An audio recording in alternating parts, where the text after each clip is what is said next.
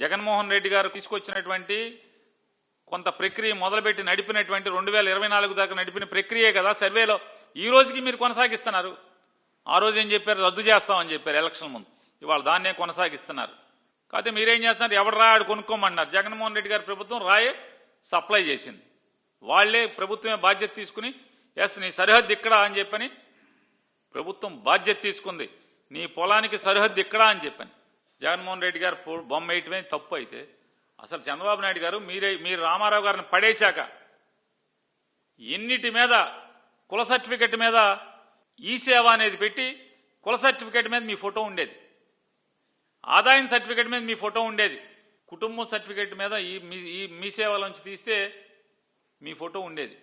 మరి మీరెవడు? మా కుల పెద్ద?